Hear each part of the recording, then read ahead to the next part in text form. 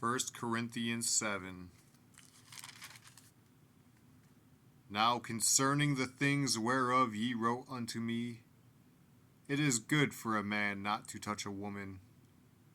Nevertheless, to avoid fornication, let every man have his own wife, and let every woman have her own husband.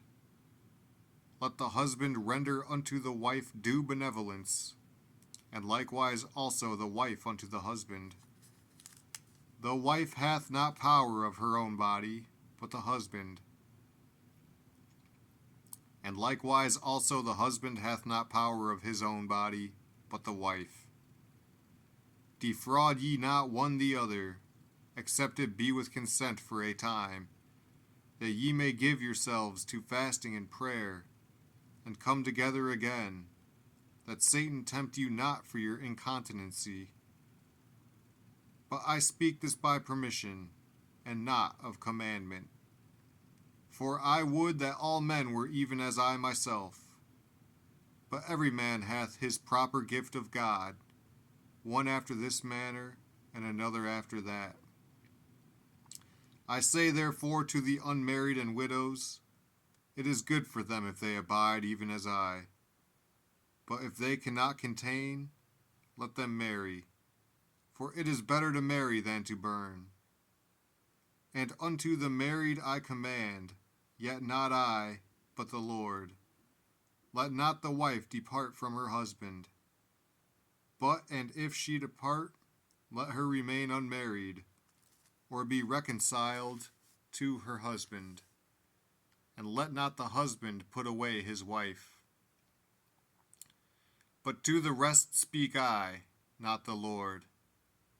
If any brother hath a wife that believeth not, and she be pleased to dwell with him, let him not put her away.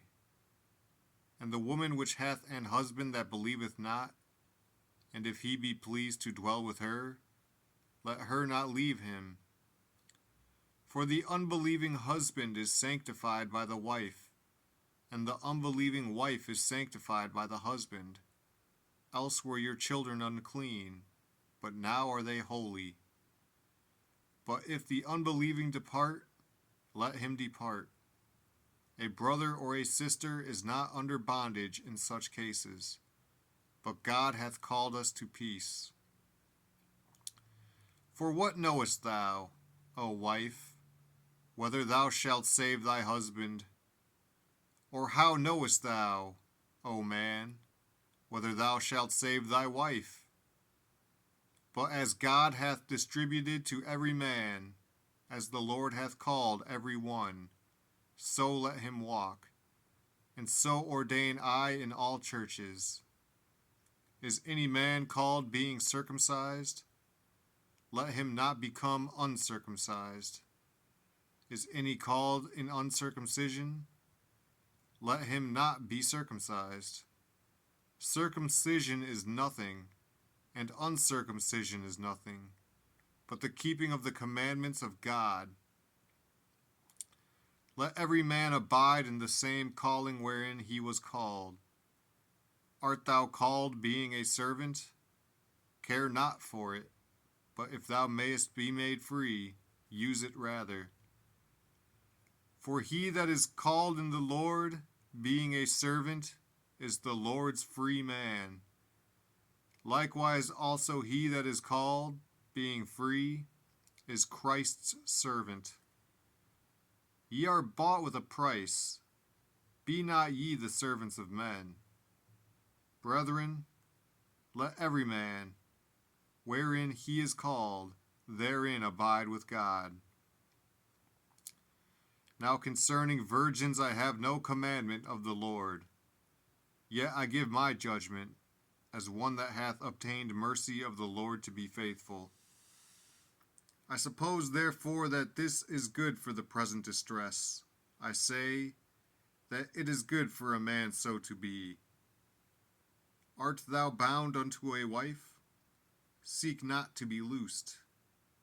Art thou loosed from a wife? Seek not a wife. But and if thou marry, thou hast not sinned. And if a virgin marry, she hath not sinned. Nevertheless, such shall have trouble in the flesh, but I spare you. But this I say, brethren, the time is short.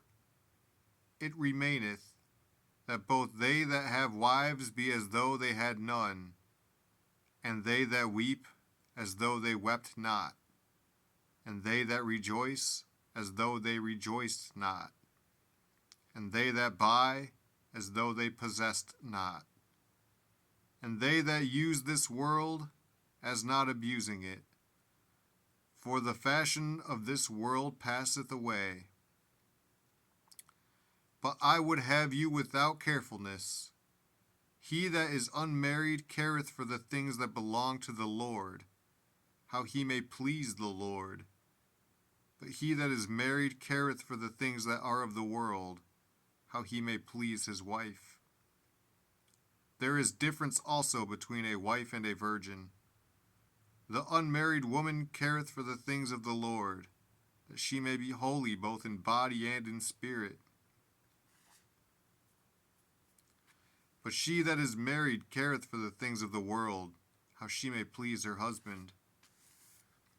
And this I speak for your own profit, not that I may cast a snare upon you, but for that which is comely, and that ye may attend upon the Lord without distraction. But if any man think that he behaveth himself uncomely toward his virgin, if she pass the flower of her age, and need so require, let him do what he will, he sinneth not, let them marry. Nevertheless, he that standeth steadfast in his heart, having no necessity, but hath power over his own will, and hath so decreed in his heart that he will keep his virgin, doeth well. So then he that giveth her in marriage doeth well, but he that giveth her not in marriage doeth better. The wife is bound by the law as long as her husband liveth, but if her husband be dead, she is at liberty to be married to whom she will, only in the Lord.